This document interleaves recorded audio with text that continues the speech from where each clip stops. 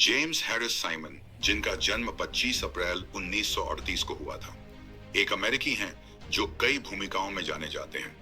वे एक hedge fund manager, गणितज्ञ और परोपकारी व्यक्ति हैं। वे न्यूयॉर्क स्थित हेज फंड रेनेसां टेक्नोलॉजीज के संस्थापक हैं।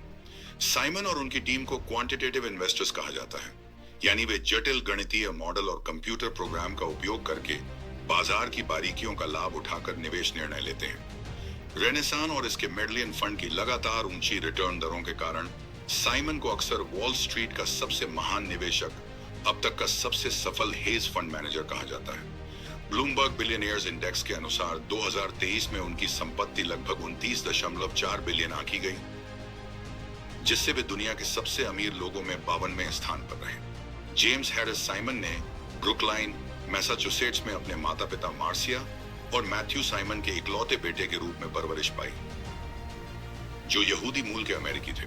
उन्होंने एमआईटी से गणित की पढ़ाई की और 1958 में स्नातक की डिग्री प्राप्त की। इसके बाद उन्होंने बर्कले विश्वविद्यालय में बर्ट्राम कोस्टेंट के मार्गदर्शन में गणित में पीएचडी की पढ़ाई की और 1961 में मात्र 23 वर्ष की उम्र में पूरी की। एमआईटी से पढ़ाई पूरी करने के बाद साइमन ने एक अनोखी यात्रा की। उन्होंने बोस्टन से बोगोटा, कोलंबिया तक मोटर स्कूटर से सफर किया। गणित के क्षेत्र में साइमन का योगदान विशेष रूप से ज्यामिति और टोपोलॉजी में उल्लेखनीय रहा है। बर्कले में उनके शोध प्रबंध ने रीमानियन मैनिफोल्ड्स के होलोनोमिक ग्रुप्स की बर्गर की श्रेणीबद्धता का नया प्रमाण दिया। शिंगशेन चर्न के साथ मिलकर उन्होंने churn Simon secondary characteristic classes की खोज की, जिसका आधुनिक भौतिकी की टोपोलॉजिकल क्वांटम फील्ड थ्योरी में उपयोग हुआ। इसके लिए उन्हें 1976 में अमेरिकन मैथमेटिकल सोसाइटी से Oswald Veblen Prize in Geometry मिला और 1914 में उन्हें अमेरिकी राष्ट्रीय विज्ञान अकादमी में चुना गया। 1964 में साइमन ने नेशनल सिक्योरिटी एजेंसी के साथ कोड ब्रेकिंग का कार्य किया। बाद में वे इंस्टीट्यूट फॉर डिफेंस एनालिसिस के कम्युनिकेशन रिसर्च डिवीजन में शामिल हुए और साथ ही एमआईटी तथा हार्वर्ड में गणित पढ़ाया। हालांकि वियतनाम युद्ध का विरोध करने के कारण उन्होंने आईडीए से इस्तीफा दे दिया। फिर स्टोनी ब्रुक यूनिवर्सिटी में गणित विभाग के अध्यक्ष बने और 1968 से 1978 तक पद पर रहे। 1973 में आईबीएम ने उन्हें ब्लॉक साइफर लूसिफर पर काम करने के लिए आमंत्रित किया। 2004 में साइमन ने मैथ फॉर अमेरिका नामक एक गैर लाभकारी संगठन की स्थापना की, जो अमेरिकी पब्लिक स्कूलों में गणित शिक्षा सुधारने के लिए समर्पित है। पिछले 2 दशकों से जेम्स साइमन के नेतृत्व में रेनेसां टेक्नोलॉजीज वित्तीय क्षेत्र में अपनी अलग पहचान बना रहा है। यह हेज फंड जटिल गणितीय मॉडल का उपयोग कर विश्व भर के बाजारों में ऑटोमेटेड ट्रेड करता है। कंपनी के मॉडल बड़े डाटा सेट का विश्लेषण कर वित्तीय उपकरणों की कीमतों की भविष्यवाणी करते हैं। रेनेसां का प्रमुख फंड मेडलियन फंड है, जो 1988 से बाहरी निवेशकों के लिए बंद है।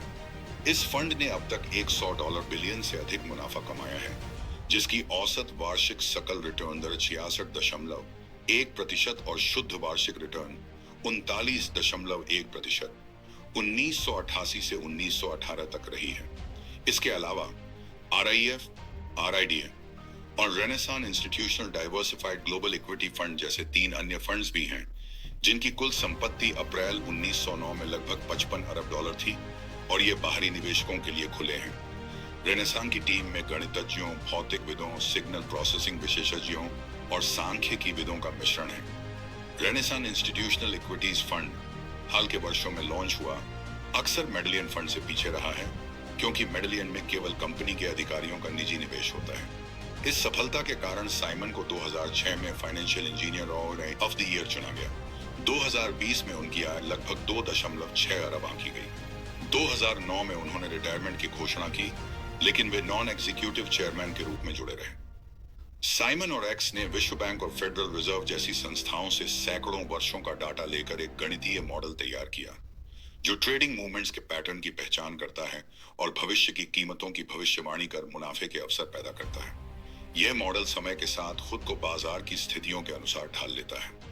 साइमन की सफलता का रहस्य इस बात में था कि उन्होंने विज्ञान को वित्तीय बाजार की अनिश्चितता को समझने और लाभ उठाने का साधन बनाया। जबकि अन्य फर्मों ने भी इस तकनीक को अपनाया है, साइमन की रणनीति सबसे मजबूत और अनुकूलनीय मानी जाती है। 2014 में साइमन ने 1 अरब 200 करोड़ की आय अर्जित की। फोर्ब्स के अनुसार 2023 में उनकी संपत्ति 30 अरब डॉलर थी और वे फोर्ब्स 400 सूची में 25वें स्थान पर थे। 2018 में वे 23वें स्थान पर थे और अक्टूबर 2090 में उनकी संपत्ति 700 करोड़ डॉलर थी और वे फोर्ब्स 400 सूची में 23वें स्थान पर थे। 21.6 अरब आंकी गई थी। इतना धनी होने के बावजूद साइमन काफी निजी स्वभाव के हैं और इंटरव्यू देने से बचते हैं। उन्होंने कभी खुद की तुलना एनिमल फार्म के बेंजामिन डंकी से की थी, जो दिखावे से दूर रहना पसंद करता है। हालांकि साइमन का जीवन उपलब्धियों से भरा रहा है, उन्होंने व्यक्तिगत दुख भी झेले हैं। 1996 में उनके बेटे पॉल की एक साइकिल दुर्घटना में मृत्यु हो गई और 2003 में बेटे निक की डूबने से मौत हो गई। इसके बावजूद उनके बच्चों ने अपनी पहचान बनाई। बेटे नैट एक निवेशक और परोपकारी हैं और बेटी लिज एक शिक्षिका और परोपकारी हैं। साइमन अपनी विलक्षणता के लिए भी जाने जाते हैं, जैसे कि उनके पास आर्किमिडीज नाम की एक यॉट है और वे अक्सर बिना मोजे के नजर आते हैं। अपने अद्वितीय करियर और निजी संघर्षों के माध्यम से साइमन न केवल एक अरबपति निवेशक के रूप में, बल्कि एक जटिल और गहराई से भरे व्यक्ति के रूप में भी पहचाने जाते हैं। जेम्स हैरिस साइमन केवल वित्त और गणित में ही नहीं, परोपकार में भी अपनी छाप छोड़ चुके हैं। उन्होंने अपनी पत्नी मर्लिन हॉरिस साइमन के साथ मिलकर 1994 में साइमन फाउंडेशन की स्थापना की, जिसने शिक्षा, स्वास्थ्य और विज्ञान में 4 अरब डॉलर से अधिक का दान दिया है। उनकी प्रमुख पहलों में Simon foundation autism research initiative SFARI शामिल है, जो 2003 में शुरू हुई और ऑटिज्म से जुड़ी समझ, निदान और उपचार में अनुसंधान को बढ़ावा देती है। साथ ही उन्होंने 2004 में मैथ फॉर अमेरिका की स्थापना की, जो अमेरिका में गणित शिक्षा को बेहतर बनाने की दिशा में काम करता है। साइमन ने अपने पूर्व शिक्षण संस्थानों MIT और बर्कले को भी भारी सहायता दी है, जैसे कि MIT में गणित भवन के पुनर्निर्माण और बर्कले में Simon institute for theory of computing की स्थापना। उन्होंने Simon law for mathematical sciences institute eight Berkeley lab का भी समर्थन किया है। अपने दिवंगत बेटे पॉल की स्मृति में उन्होंने स्टोनी ब्रुक में एवलॉन पार्क नामक प्रकृति संरक्षित क्षेत्र स्थापित किया।